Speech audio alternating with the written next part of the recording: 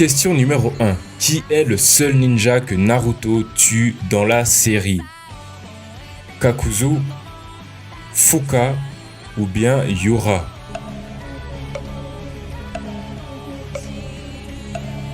La réponse est que le seul ninja que Naruto tue dans la série est Yura. Yura était un jonin du village caché de Suna. C'était aussi un agent de l'Akatsuki au service de Sasori. Son corps a été utilisé par Itachi pour combattre l'équipe de Kakashi. C'est donc lui que Naruto tue avec son Odama Rasengan plutôt qu'Itachi lui-même. Question numéro 2. Qui est le créateur de l'Anbu? Tobirama, Hiruzen ou bien Danzo?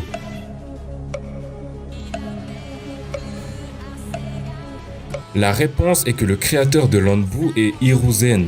Beaucoup de personnes pensent que c'est Tobirama car il a créé le département de police et l'académie, mais l'Anbu a été créé à l'origine par Hiruzen et la racine par Danzo. Question numéro 3. Quelle est la deuxième affinité de chakra de Madara? Le Raiton, le Suiton ou bien le Futon?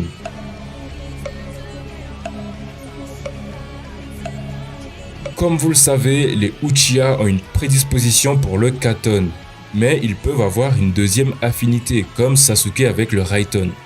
Dans le cas de Madara, sa deuxième affinité se trouve être le Futon, comme notre cher ami Naruto. Question numéro 4. Quelle est la nature de chakra qui utilise l'énergie corporelle pour la vitalité? L'Ignoton, l'Inton ou bien le Yoton?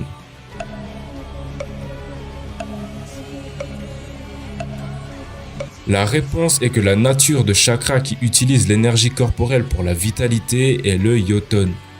Le Yoton utilise l'énergie corporelle pour contrôler la vitalité et ainsi donner vie aux formes inertes. Le Yoton avait tendance à être transmis héréditairement au sein du clan Senju, les descendants directs de Hagoromo Otsutsuki. Question numéro 5. Quelle est l'autorité la plus importante dans un pays ninja? Le Gengo, l'Okage ou le Daimyo?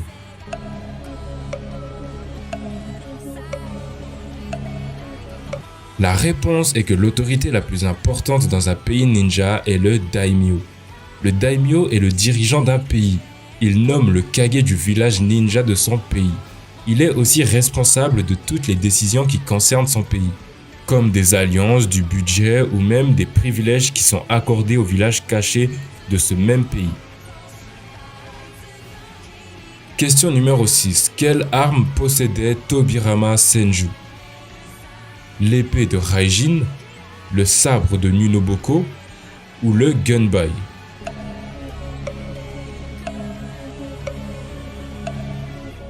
L'arme qu'utilisait Tobirama Senju était l'épée de Raijin. C'est une épée que Tobirama combinait avec des techniques Suiton. Cette épée était dotée d'une énergie électrique pure qui était capable de terrasser des armées entières de shinobi. Question numéro 7. De quelle division faisait partie Neji durant la guerre? La première division, la deuxième division ou bien la troisième division?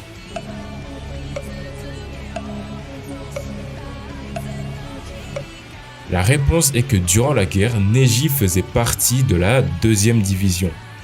Elle était composée de plusieurs shinobi et de samouraïs qui étaient spécialisés dans les combats au corps à corps. Question numéro 8. De combien s'élève le QI de Shikamaru? Plus de 100, plus de 200 ou plus de 300?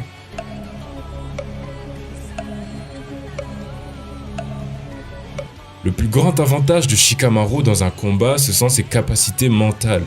C'est un génie avec un QI de plus de 200. Lorsqu'il formule justement ses plans, Shikamaru est naturellement calme et peut faire des choix précis.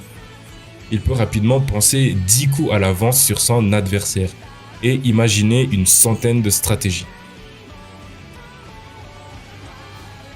Question numéro 9. Après le clan Senju et Uchiha, quel clan s'est installé en premier à Konoha? Le clan Yamanaka et Akimishi, le clan Nara et Hyuga ou le clan Sarutobi et Shimura?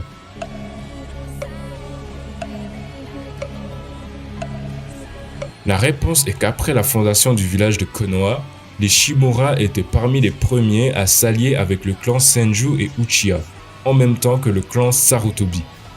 On ne connaît aucune information sur ce clan excepté que Danzo Shimura dit que son père et son grand-père sont morts sur le champ de bataille. Dernière question de ce quiz. Quel est le nom de la période de l'histoire où les ninjas s'affrontaient constamment? L'époque Azuchi, l'époque Muromachi ou l'époque Sengoku?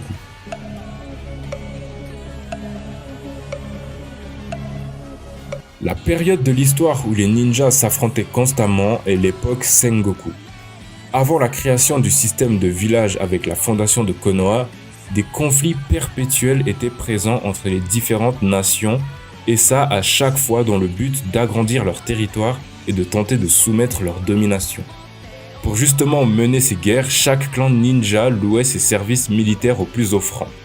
À cause de cette extrême violence, l'âge moyen des shinobi ne dépassait jamais les 30 ans. Juste avant les gars, je vous demanderai de liker la vidéo et de vous abonner car en fait ce genre de vidéo me prend pas mal de temps car je dois rechercher pas mal d'informations. Continuez à me soutenir les gars comme vous le faites déjà si bien. Merci beaucoup.